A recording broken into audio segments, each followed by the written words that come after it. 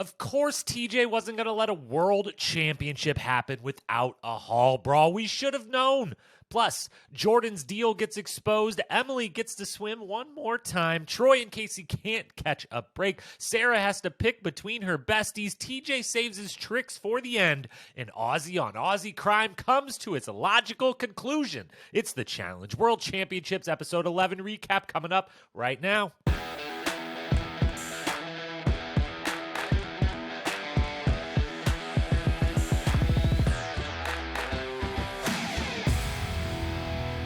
What up, my fellow challenge lovers? Welcome to The Challenge Historian, where we dive deep into all things MTV's The Challenge, past, present, or future. If it's happening in the Challenge universe, we are here to document it.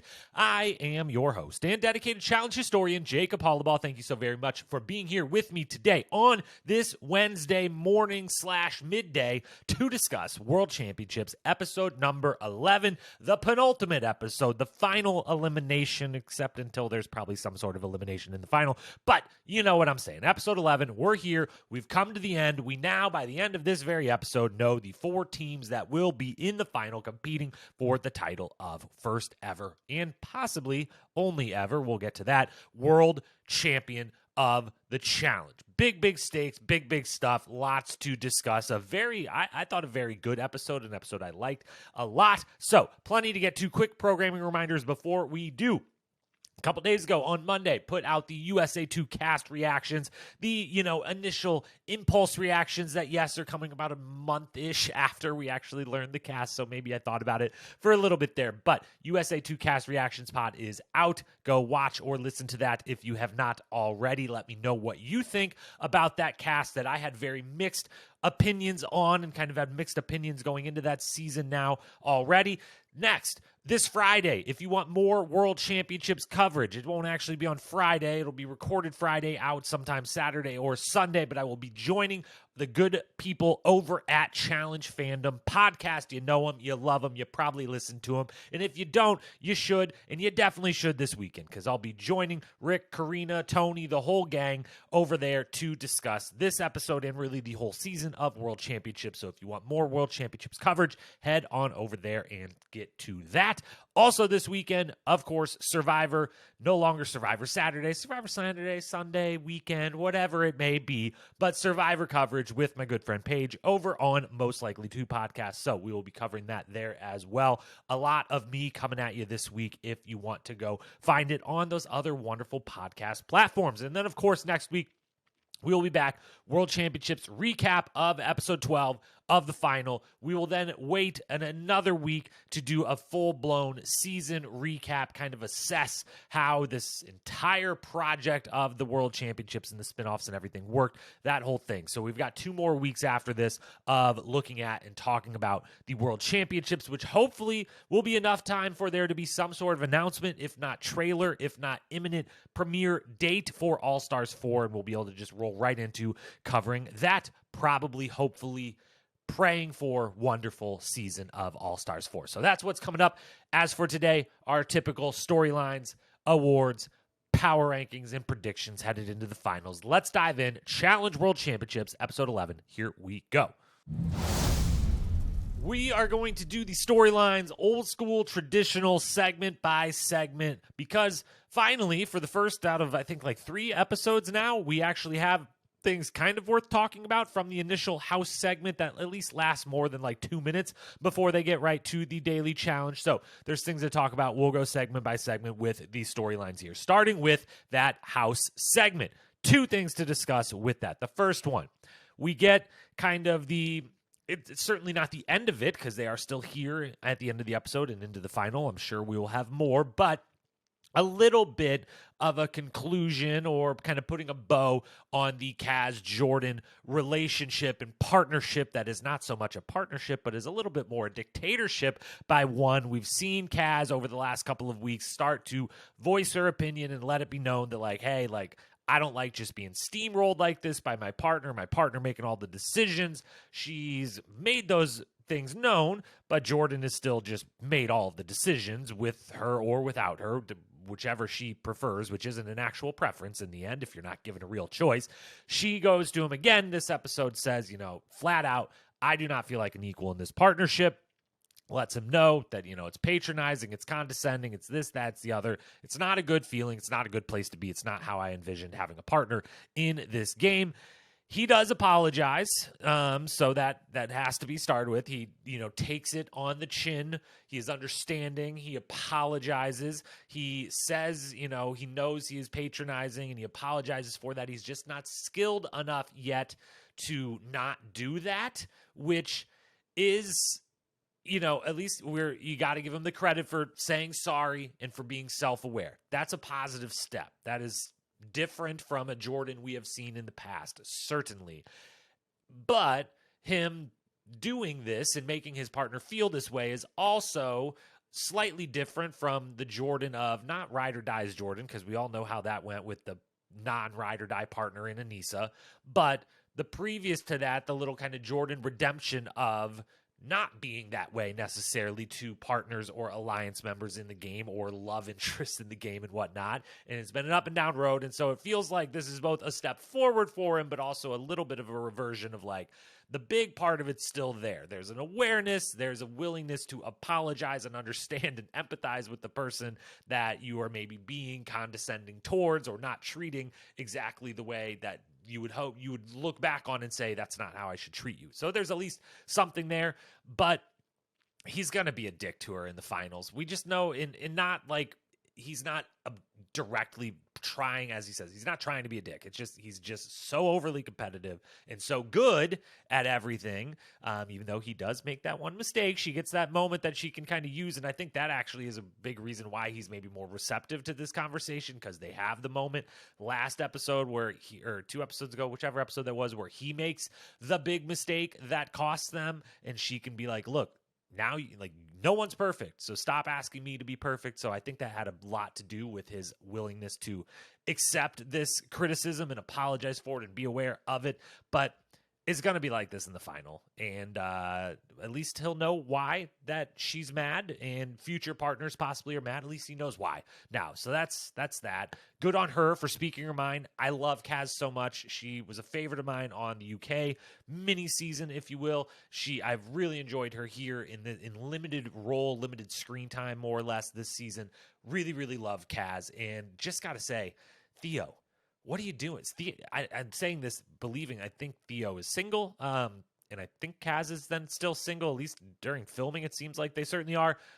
What are you doing, man? Go get her back. This woman's amazing. I love Kaz so much. Theo, I like you a lot too. Go get her. What are you doing? She's right there. At least I love seeing that the two of them can be, friendly and coexist in what seems like an actual healthy friendship post-relationship, which is maybe a little more than you can say for other attempted friendship post-relationships that I have questions about within this house and other challenge houses. So that's Kaz and Jordan. They kind of tie a bow and like, we're going to be a team now. We're going to try a little better to be a team and communicate. Sarah, on the other hand, Sarah's calling home. She's been a great teammate and alliance member basically the whole season. She's calling home, though. She's missing home. She talks to her dad or talks to her kid, her dad, her father, she does not talk to her dad or father, who is the same person. She talks to the father of her child, which would be her husband. That is the word I'm trying to use there. Talks to him.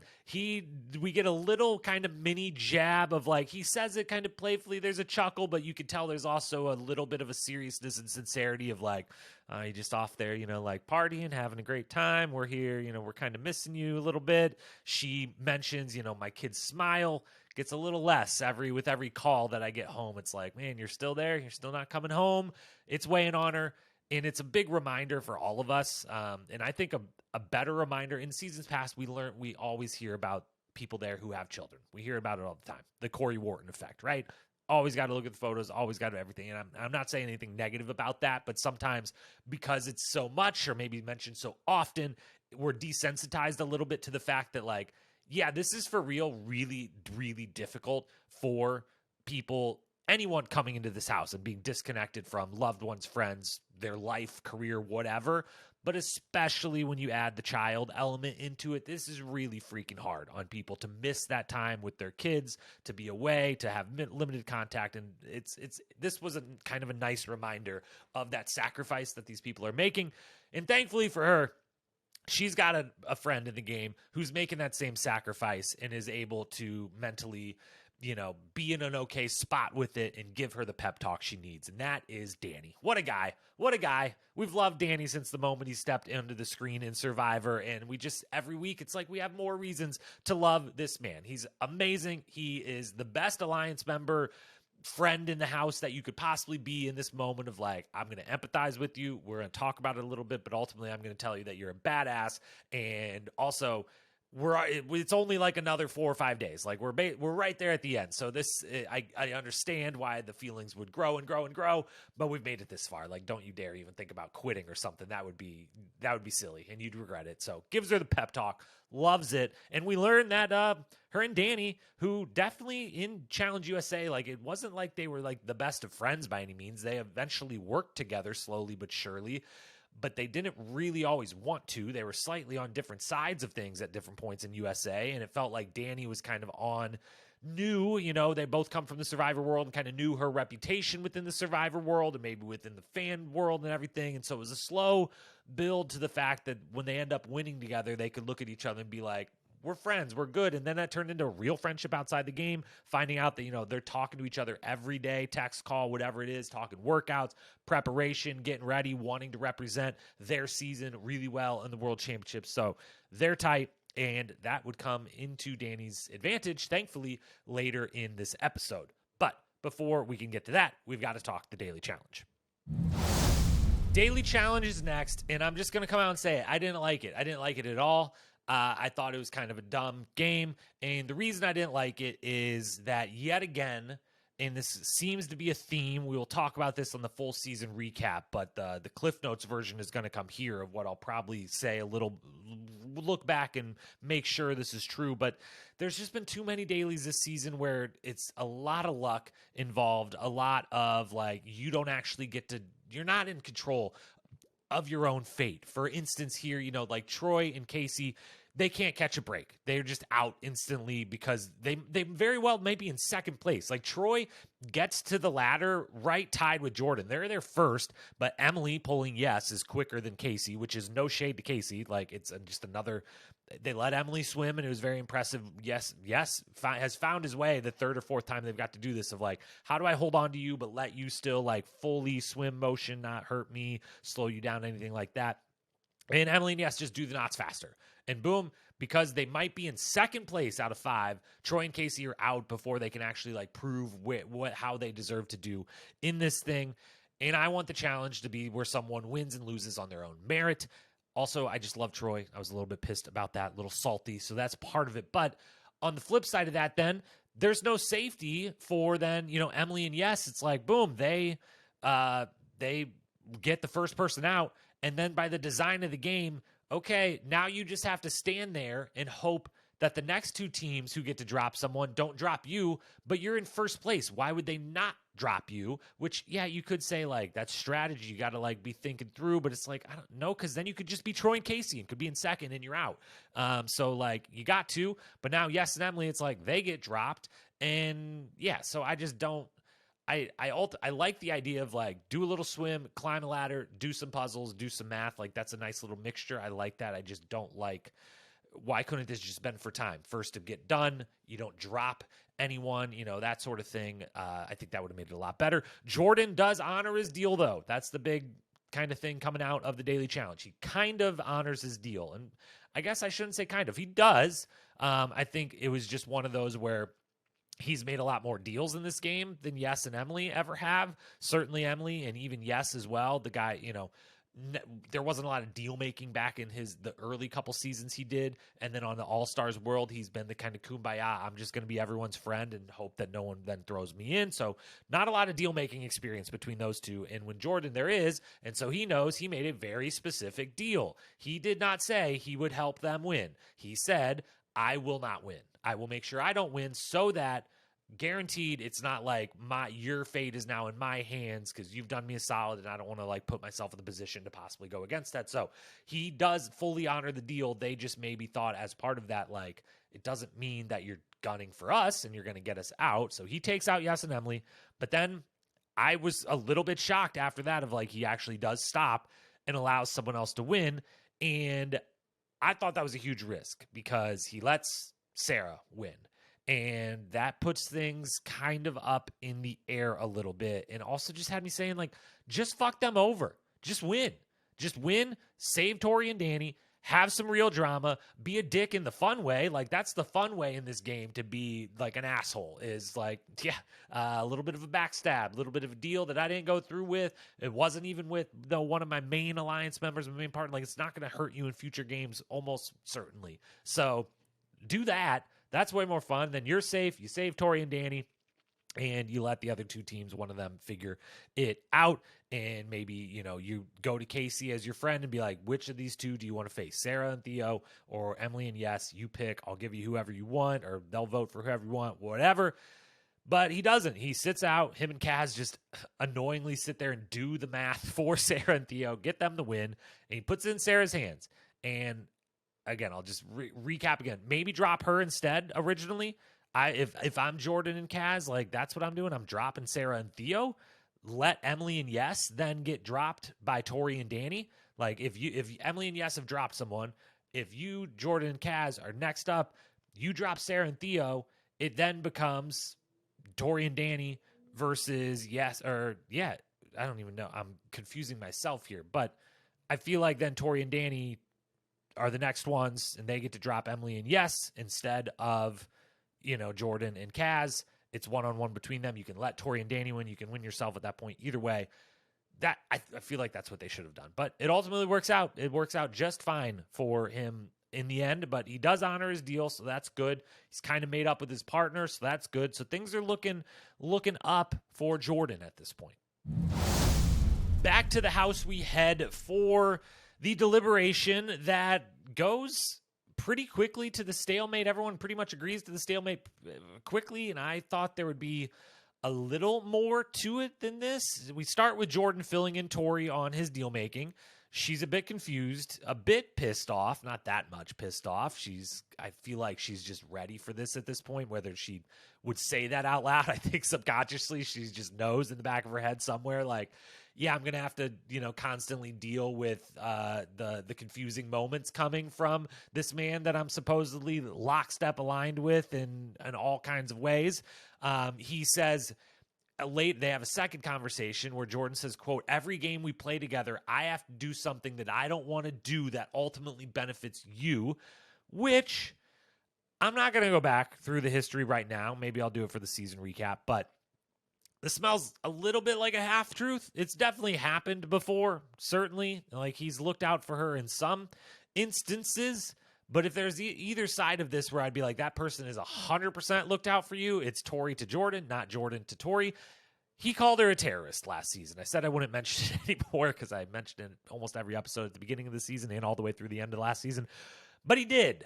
So, yeah, I don't know. I don't know if this stands up under further scrutiny, reviewing the history books, but I'll maybe do that at a later moment. I know it's not 100% accurate, whether it's 90% or 50% or whatnot. We're gonna have to deliberate at a later point in time.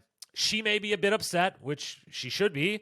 Again, he called you a terrorist last season anyways, but she is still blinded either by love or loyalty or something, because she's okay, and seemingly maybe there was more conversation we don't see. There almost certainly was, but the way we see it is it's pretty quick of like, all right, I'm pissed about that. I don't think we should do that. But we get to the deliberation table and it's, sure, we'll all stalemate. Everyone will do, which you should absolutely not do. Tori and Danny shouldn't be doing this. If I'm Tori, just tell him, fuck Yes and Emily. I don't care that you made a little deal with them. You got what you needed out of the deal. Let's fuck them over. It's 3 of us voting. It should be you and me voting against the third person, whoever that is, whatever deal you have with them. And also, yeah, you made a deal with them, and you could go to them and be like, I'm a bad person. I'm going to go back on our deal, but it's because obviously it's me, Tori, or you, and you know that you probably should have known no matter what deal you were making with me, it wasn't going to supersede what I've got with Tori. And that's that. Whether they buy that, whether they get super pissed at you or don't get super pissed at you, it doesn't matter. That's what, if I'm Tori, I'm being like, Jordan, this is absolute bullshit. It's now or never. Put it out there and be like, it's us against them, and we supersede whatever deal you had with them, and fucking vote them in. Don't put this up to chance, because I think Tori and Danny, as we see between Danny and Sarah, there is a little bit of like, it could happen. Like, you could be the ones voted in. They're just leaving this way up to chance, and they don't need to. And so that's what I think those two should have done. But they stalemate it. They put it on Sarah and Theo.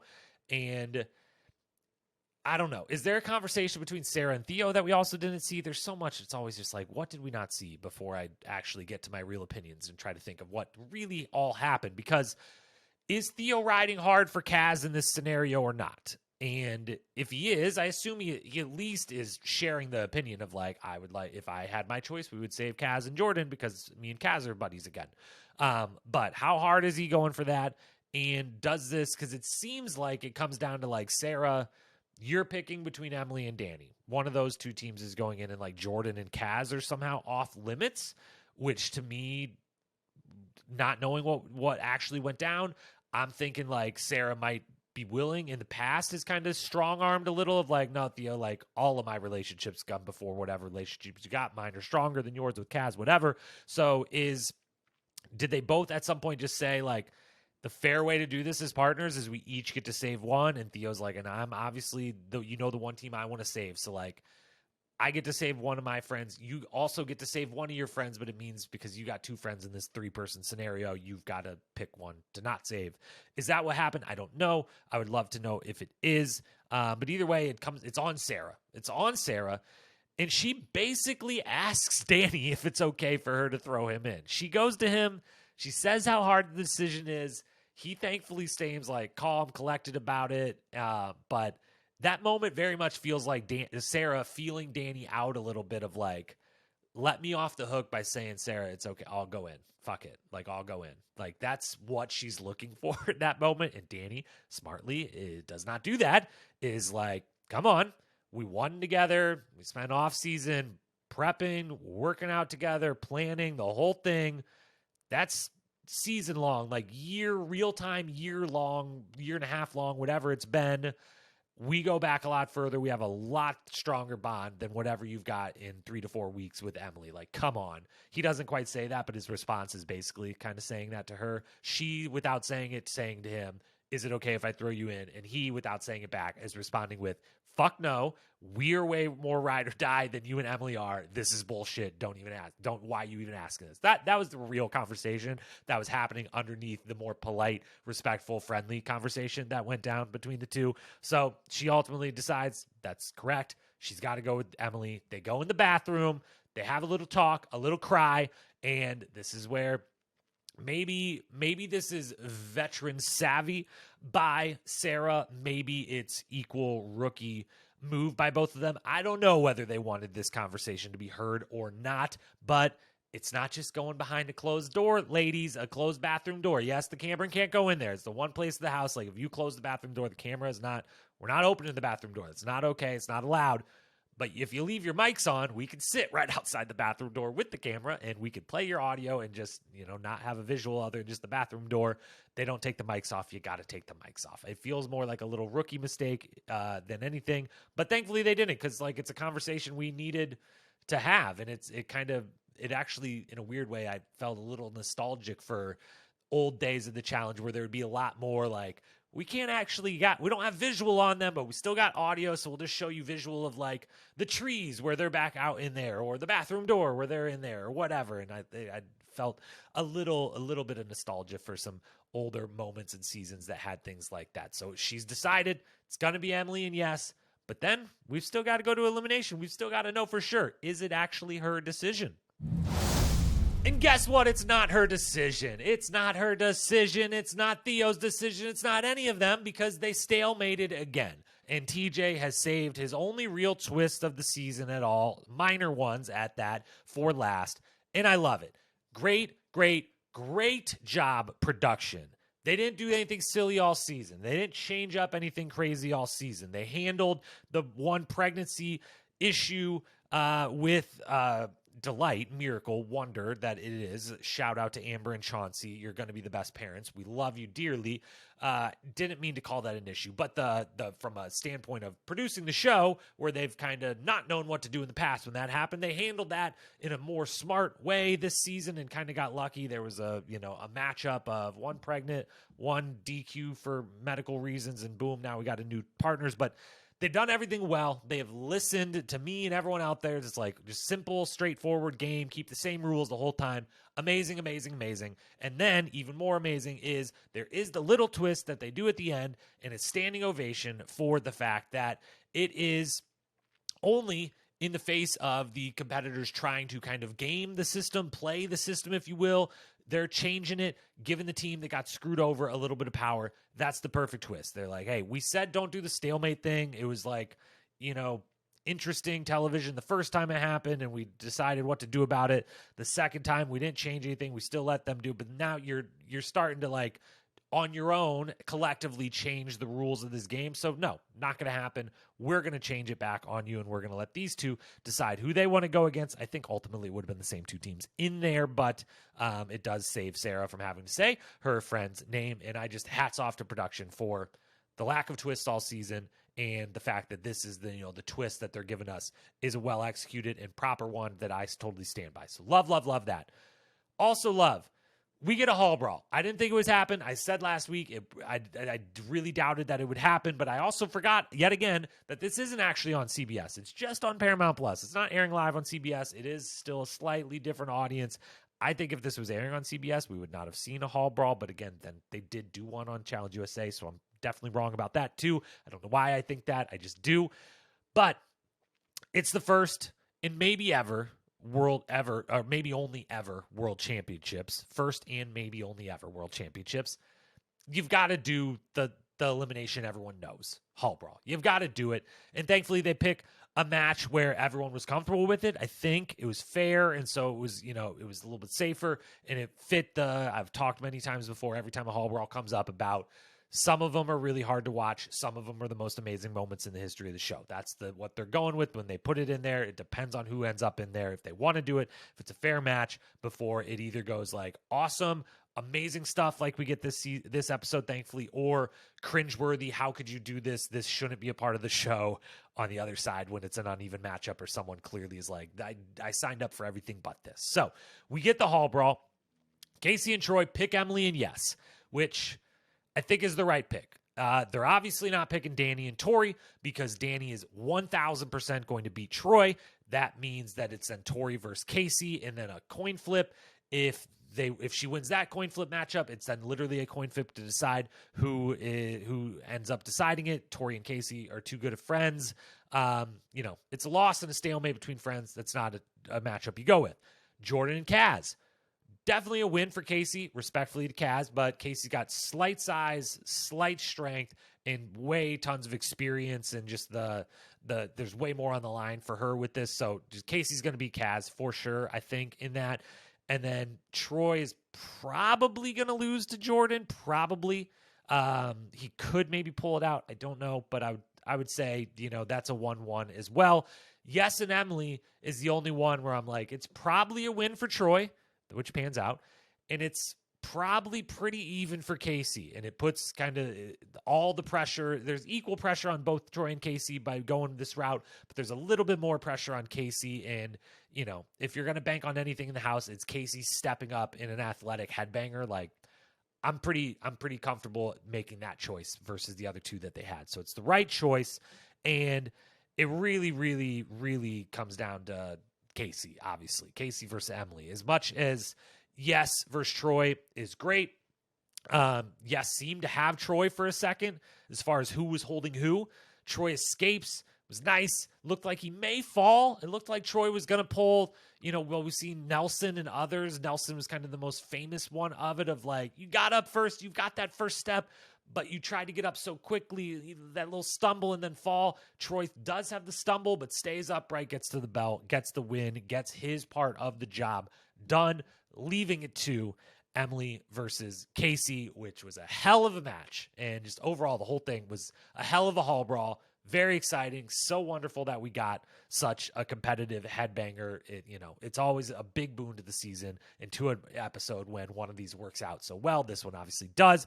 Kaycee has the power in that first hit. She's got the speed, but gets caught up in that first round doing a little too much wrestling, not able to unlock quick enough to get, which that just allows Emily to drag her onto her side of the 50-yard line a little bit too far, enough that Emily can then overcome the slight speed advantage Kaycee has, gets to the bell, wins the first one. And in that moment, going into the round, when they do the little Sarah voiceover for Emily, more of that conversation from the bathroom, I assume that's when that happened.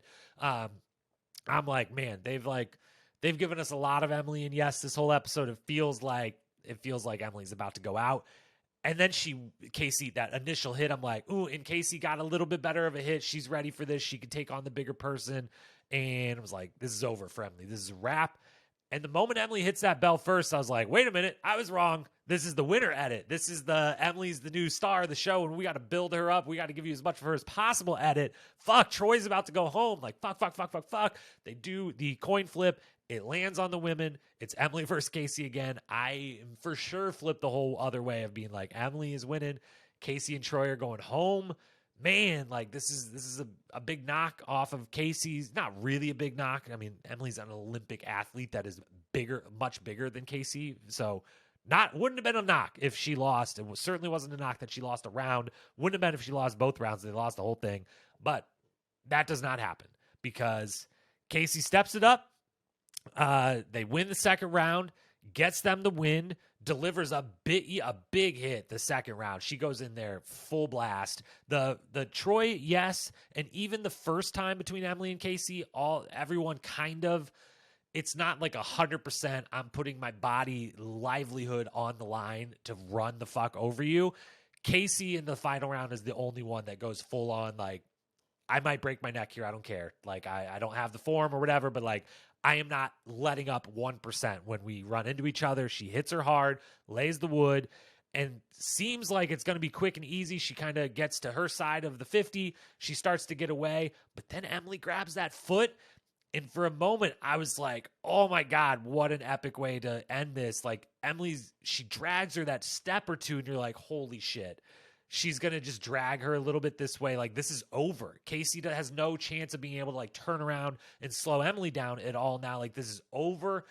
And somehow there's a little stumble. The foot's let go. Kaycee stays upright, gets to the bell first, gets the win. Huge moment for her. And, a huge blow for Emily. And yes, obviously, because they lose the game. Quickly, before we get to that, the one other thing I'll say, I do not love how they shot and edited the ringing of the bells, where they like showed one and then showed the other, and we didn't totally know what had happened. Stick to the side-by-side. Give us, when it's close like that, give us the side-by-side. Let us see how close it actually was, as you have done in the past, and it's worked really well, and it's tense and suspenseful and all of that. That's what you should do. But Emily takes losing pretty hard, and guess what? She's rarely ever lost at anything athletic in her entire life. She won a gold medal or one of the three medals, one of the three best people in the world at the swimming challenge of her choice. In the world, Olympic medalist, okay? You don't do a lot of losing on your way to being an Olympic medalist. You're pretty much winning every swim meet you've ever been in, dozens of, a year, hundreds a year, who the fuck knows, every day in practice, for your whole life, your whole freaking life. So I'm going to give her some grace in that, she cares that much about this and is that not used to losing, that she has a pretty tough time there for a minute, but gets herself composed pretty quickly, is able to get up off the ground, go stand with TJ, take it on the chin like a true champion, and Emily and Yes are out of the game. Awesome athlete, great for the challenge. As painful it is for her, and as much as seeing Yes in the World Championship final, it would just been so cool to be like, Yes, of all people, Yes, is in the World Championship final. We get a true OG. That would have been awesome. But the right team lost. This is only going to build up Emily's narrative and character arc for if she's on future seasons even more. And the right kind of four teams, as far as giving us a super competitive final, are there in the end. My dark horse candidates are gone. Troy and Kaycee, my favorites, are still there. And now we head to the final. And as for this podcast, we head to the awards.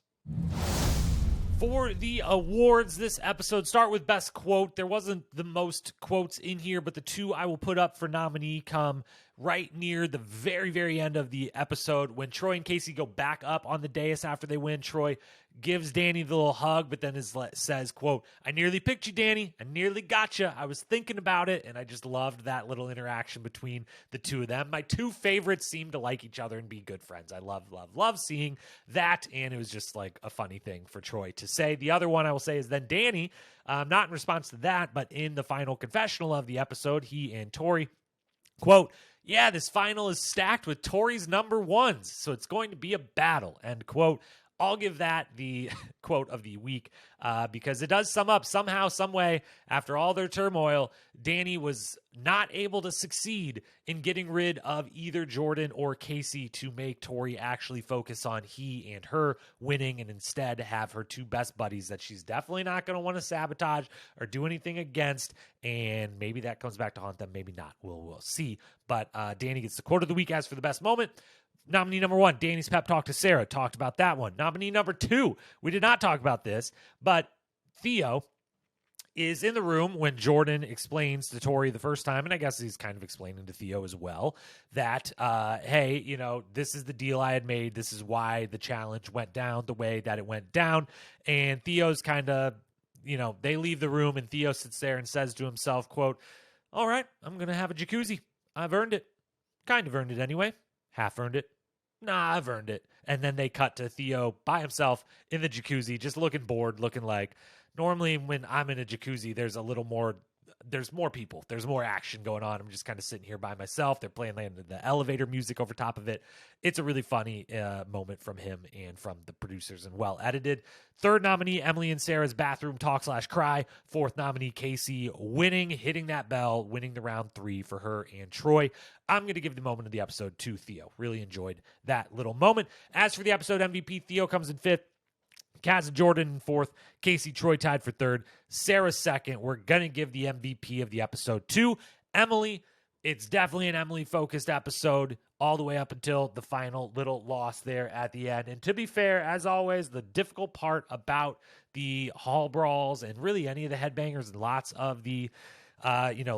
of eliminations where it's the men play, the women play. If it's a tie, we flip a coin for one of you to play again. Is Emily joins a long line of folks who technically went 1-1.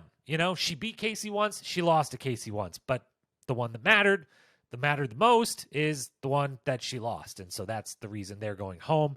It makes you think back to Zach's big win over CJ way back on Battle of the Seasons, the first kind of epic Hall Brawl we ever had, where like CJ beat Zach, but then they had to go again, and CJ beat Zach around, and then Zach came back and whooped him. And overall, CJ won more rounds versus Zach than Zach won versus him, but the ones that counted the most at the very end, he lost. And so, she joins some company in having that feeling of like, I didn't actually lose, and like, I wish I could have had that 3rd round, but she's the MVP of the episode. Lots of people do a lot of good things, in this episode. So it was a pretty stacked ballot. She's the MVP, rides off into the sunset, at least with that, but also joins another list, the list you don't want to be on, of folks who have gone home right before the final.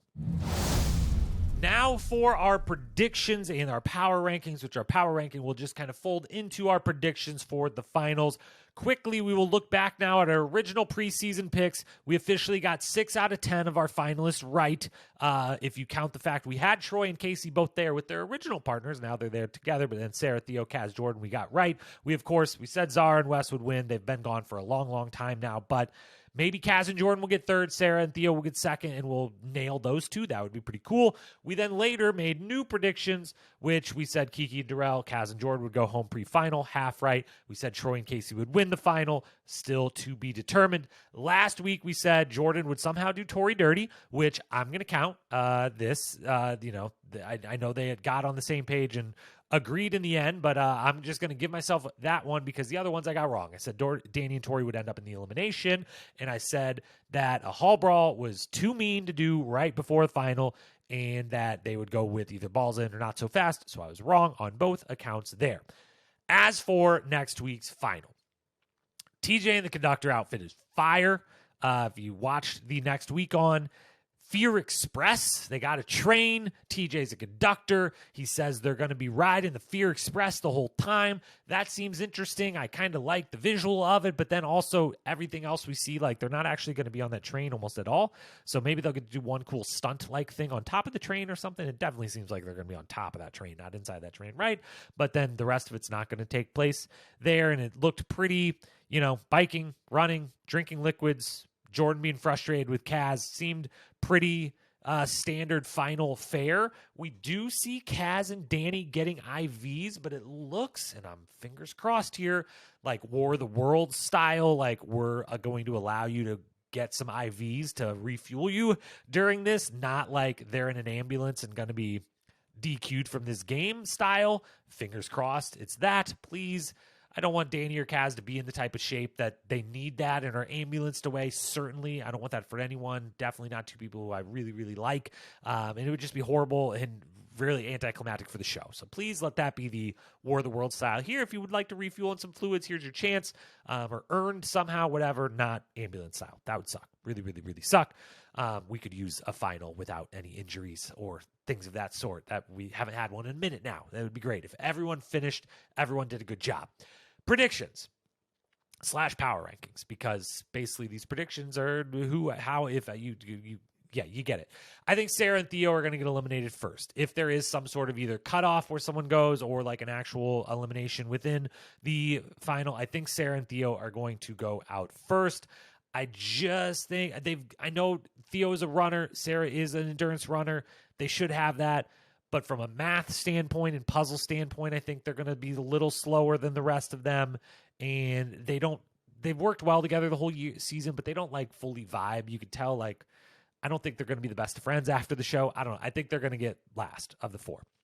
I think Danny and Tori also won't win because he's right. She's more worried about one of the other two winning than she is them.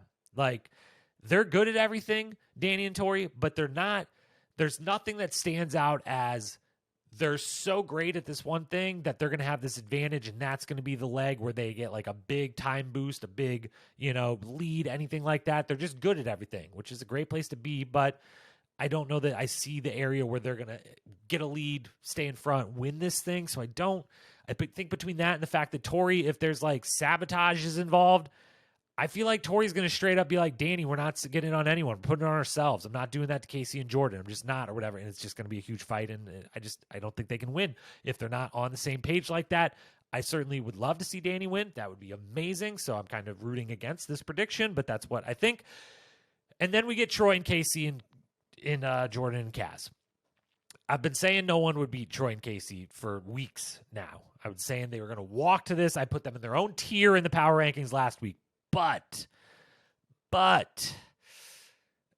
there was something about this episode and the last episode and the way it's been edited. I don't normally like to get too heavy into the editing, like on a full season basis, episode to episode. Like you can, I always say, like, you can tell right away who's either going to win or go home, given who gets the kind of spotlight those first few minutes in the episode.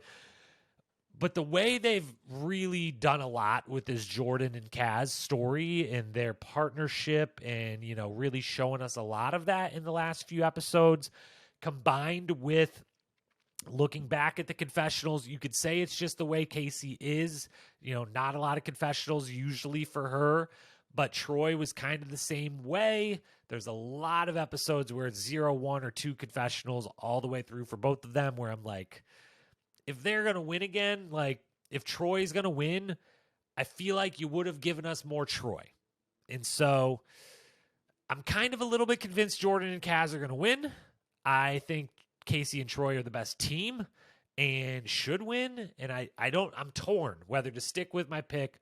It wasn't my original pick, obviously, but they weren't a team originally. So it's fair to stick with Kaycee and Troy or to be convinced by what we've seen and be like, Jordan kind of needs this too. He's lost that shine a little bit. Either way, if either of these two team wins, I think it does a lot for challenge legacy talk because it does vault Jordan back into like, okay, he got to win again. It was looking a little rough the last couple seasons. He got back to a win, back-to-back finals. the whole thing. He's back in the standing he had before. Kaycee, on the other hand, becomes a multi-time champion. Just incredible success rate across her seasons of this show. Still, basically have never been beaten in this show. More or less, I guess, and she lost last season, but I honestly don't count it because of her partner, which, those count. Those certainly count. But again, I think it would go a long way in being like, Kaycee's that good at this. Like, she's right up there with the best females to ever do it from a competitive, who do you think can win this thing as a sport standpoint. So a lot on line for both. I'm picking Troy and Kaycee because I really, really, really want Troy to win. I really, really, really want Troy to win. I want Troy or Danny to win. I really want Troy or Danny to win. I've got a 50-50 shot at one of my two guys coming home with this victory. But across the board, I'd be excited if Theo and Sarah won because I think it would continue to build up the character of Sarah within the challenge, as well as Theo is the only one in this final who's never won before, and that would be really nice. I've always loved him. It would be really great to see him get a first win. If Jordan and Kaz win, I love Kaz. I've always liked Jordan, and I would love to see Jordan kind of vault back to that level, top level of competitors in all those arguments again. So I'm going to probably be happy anyway, but if I had to pick, it would be, I would feel like Sarah picking between, no, I don't feel like Sarah picking between Danny and Emily because that should have been a clear-cut decision for her. But I don't know. Maybe it's Tori picking between Kaycee and Jordan, me having to pick between Danny and Troy, who I'm rooting for the most. Maybe they can tie. Maybe they could swap and it can be a male partners and female partners and Troy and Danny can win together. How about that? That would be great. I'm not predicting that because that's not going to happen. But I think Troy and Kaycee win. I would not be shocked if it's actually Jordan and Kaz, though. Either way, we'll find out next week. At the conclusion of the World Championships, our first ever World Champions crowned, maybe, possibly, depending if they actually ever do this again, the only World Champions ever crowned. It very well could be. So there's a lot on the line next week. Can't wait to watch it. Can't wait to cover it with you all. We will be back next week for that. Again, this weekend, if you want more World Championships, I'll be on Challenge Fandom Podcast with that crew. Sometime that comes out sometime this weekend. I'll be covering Survivor with Paige over on Most Likely 2 sometime this weekend. I've got USA 2 cast reactions up. You can catch those. And then we'll be back next week for World Championship finale. Can't wait. Until then, hit that follow, hit that subscribe, DM me on Instagram at Challenge Historian if you want to talk World Championships, anything challenge related, podcast related, what have you. Hit me up there. Great being with you. Until we talk again. Peace.